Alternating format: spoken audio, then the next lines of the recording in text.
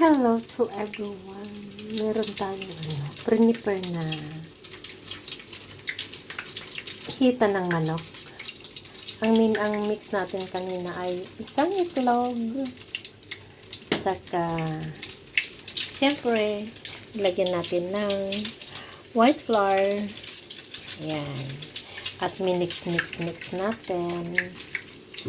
Ang ginamit nating ingredients ay powder na paminta, saka little salt. Ayan. Ito ay na-mix na po. At syempre, pwede na natin i-prito agad. Nasa iyo naman kung ano.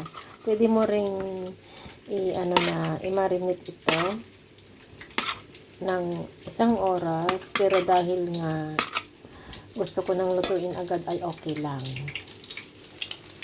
Ayan na. Ilagay natin. Yan. Parang ano na lang yan. Parang Kentucky. Mas masarap pa sa Jollibee.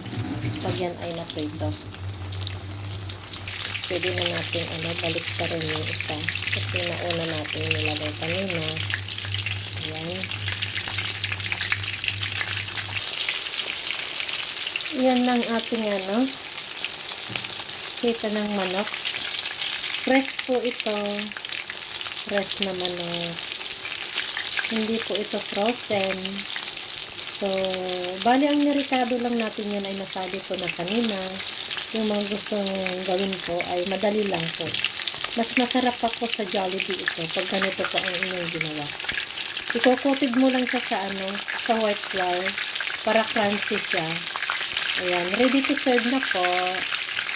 Ayan, pwede na natin i-serve sa ating pananghalian. Ito na ang ating hita ng manok na naprito na natin. Ready to serve. Thank you sa inyong lahat.